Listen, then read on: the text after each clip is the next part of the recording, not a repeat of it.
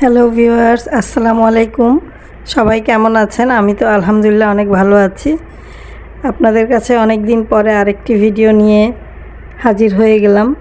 অবশ্য আমি এর মধ্যে একটু ঢাকার বাইরে ছিলাম, যার জন্য আপনাদের কাছে ভিডিও শেয়ার করতে পারি নাই।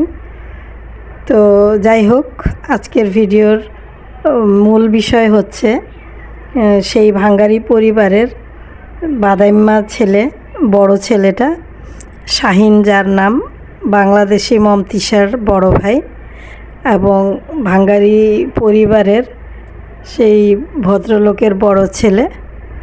তো যাই হোক, এখন আপনাদের সাথে আমি যেই বিষয়টা শেয়ার করতে চাচ্ছি সেটা হচ্ছে যে গতকালকে চাপা শুটকি অর্থাৎ শারমিন একটি ভিডিও আপলোড করেছে এবং সে ভিডিওতে দেখাচ্ছে তার বাসার মালপত্র নিয়ে সে অন্য কোথাও চলে যাচ্ছে।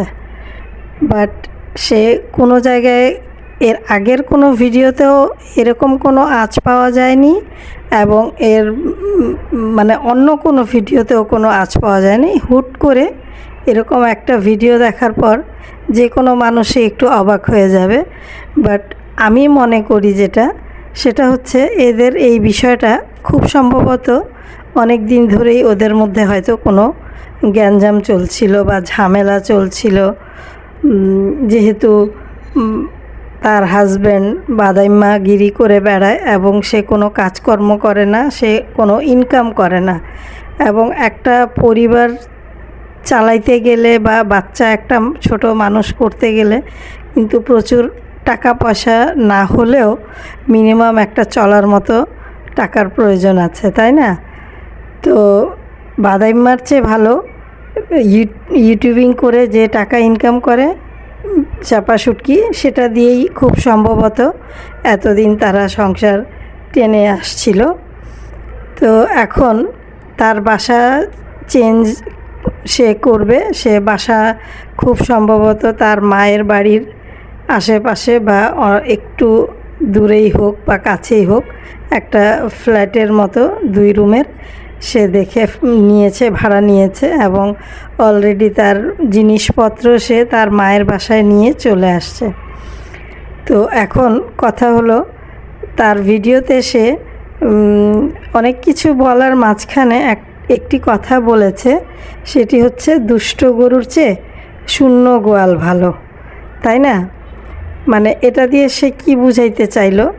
মানে এটা দিয়ে হয়তো সে এটা বুঝাইতে চাইলো যে মানে তার এরকম স্বামী থাকার চেয়ে স্বামী না থাকাই অনেক ভালো, তাই না?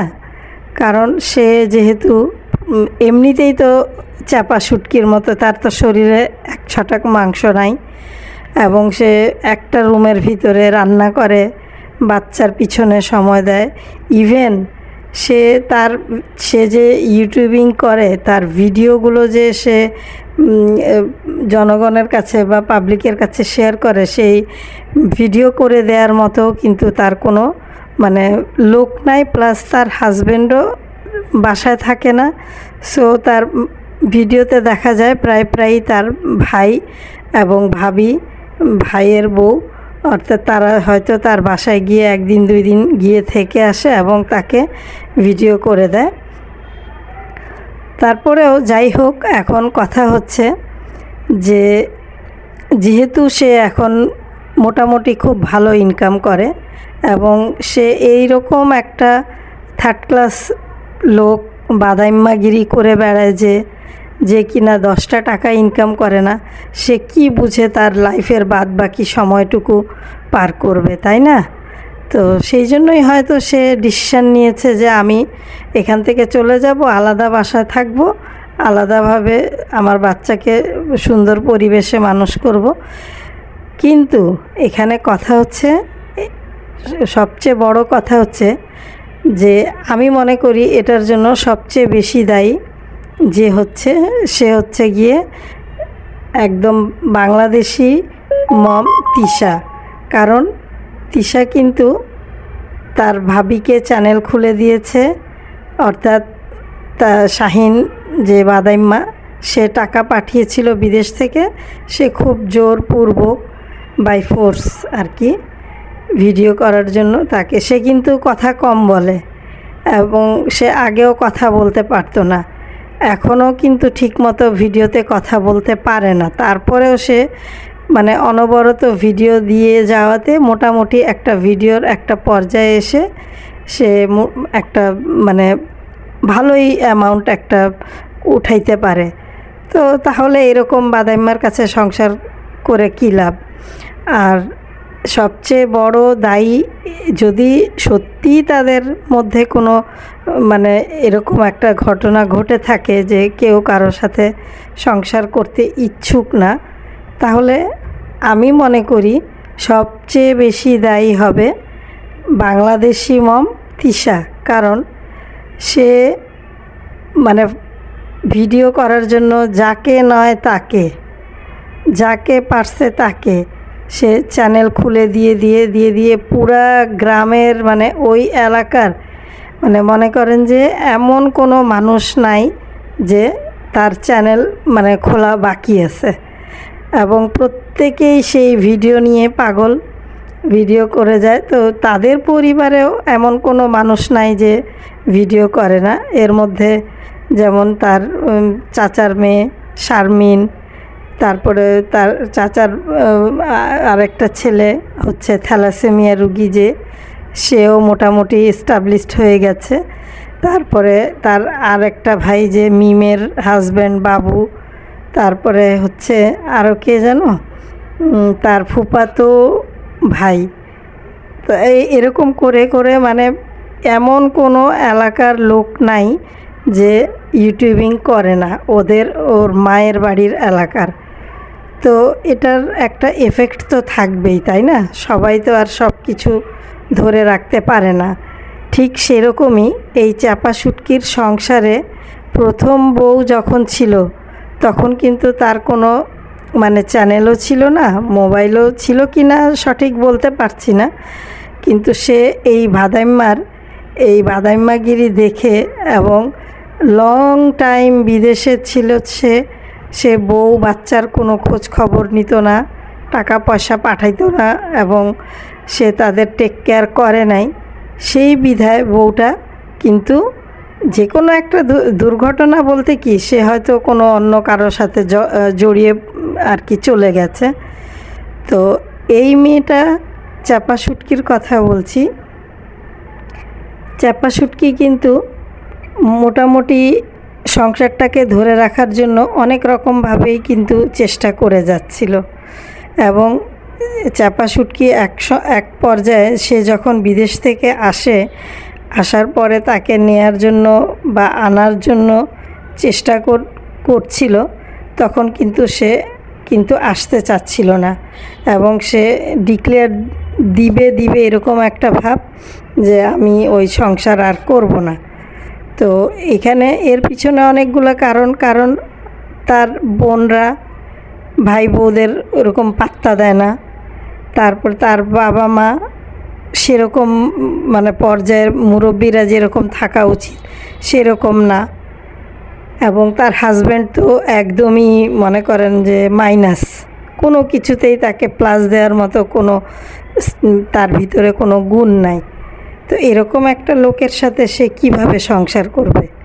আর তার নিজের শারীরিক কন্ডিশন যা, তাকে যে আবার আরেকটা কোথাও যে তার মা বিয়ে দিবে, তারপর আরেকটা বাচ্চা আছে সাথে, সেটাও সম্ভব না। তো এখন দেখা যাচ্ছে অনেক চিন্তা ভাবনা করে চাপা শুটকি ডিসিশন নিচ্ছে হয়তো যে আমি আমার মতো করে সংসার যেটুকুই ইনকাম করি ওই টাকা দিয়ে আমি সুন্দর চলতে পারবো। এই ভেজালে এখানে থাকার চেয়ে দূরে গিয়ে কিছু টাকা পয়সা খরচ করেও যদি থাকা যায়, ভালো মেন্টাল পিস পাওয়া যায়, সেখানে গিয়েই থাকবো। আর বাদাইম্মা যদি সংসার করলো, না করলে নাই, আমি আমার মতো করে আমার সংসার গুছায় আমার বাচ্চা নিয়ে আমি থাকবো। তো এখন কথা সেটা না, কথা হচ্ছে গতকালকের ভিডিওটা যখন আমি নিজে দেখলাম, আমি তো পুরো রীতিমতো অবাক হয়ে গেলাম। এবং এই মুহূর্তে কিন্তু চাপা শুটকির শ্বশুর শাশুড়ি বাড়িতে গেছে, তারা তাদের মানে তার মায়ের বাড়িতে সে গিয়েছিল। তো তার মানে শ্বশুর আর কি, বাবা বলে তাকে, সেই ভদ্রলোক ভালোই অসুস্থ। এই মুহূর্তে কিন্তু তাকে টেক কেয়ার করার জন্য বা তার পাশে থাকার জন্য একটা মানুষ অত্যন্ত জরুরি ছিল। যদি বাদেমা চাপা শুটকির সাথে নতুন বাসায় গিয়ে উঠেও, তাহলে সে বড় ছেলে হিসেবে কি সম্মান পাওয়ার যোগ্য? কখনোই না। কারণ ওই ভদ্রলোকের কিন্তু একবার না, দুইবার না, 4 বার স্ট্রোক করেছে উনি। বিভিন্ন রকম অসুখ বিসুখ ওনার টেস্ট করে ধরা পড়েছে। এখানে দরকার কি ছিল? বড় ছেলে হিসেবে সে বাবা মাকে দেখবে এবং নিজের সাথে রাখবে, নিজে খাওয়াবে।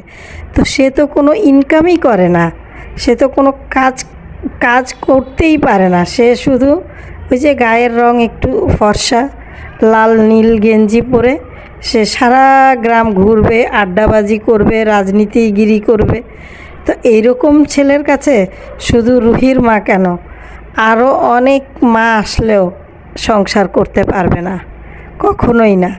যার জন্য আমি পার্সোনালি আমার তরফ থেকে আমি মনে করি যে এদের সংসারে অশান্তি হওয়ার এই মূল কারণই হচ্ছে বাংলাদেশি মম তিশা। কারণ তারা যদি তার ভাই বউকে চ্যানেল না খুলে দিত, দুইটাকেই, খুকিকেও, ওই গোবর টোকানি খুকি যে ভিডিও করে, এই খুকিকেও কিন্তু সে খুলে দিছে। তো এখন যেহেতু মানে টাকা এমন একটা জিনিস, সে কেউ যদি নিজের কাছে এইরকম বিগ অ্যামাউন্ট একসাথে দেখে, তার তো তখন একটা অন্যরকম পাওয়ার চলে আসবে, তাই না? যেখানে তার হাজব্যান্ড 2 টাকা ইনকাম করে না, যেখানে সে তার মানে একটা আছে না ব্যক্তিত্বহীন লোক, পার্সোনালিটি বলতে তো তার কিছুই নাই। তো এরকম লোকের কাছে থাকার চেয়ে একা থাকাই ভালো, তাই না? ঠিক আছে ভিউয়ার্স, আজকের ভিডিওটি এখানেই শেষ করলাম। পরে আবার কথা হবে। আবার আমার চ্যানেলটি সবাই সাবস্ক্রাইব করে দিবেন এবং আমার পাশে থাকবেন। আসসালামু আলাইকুম।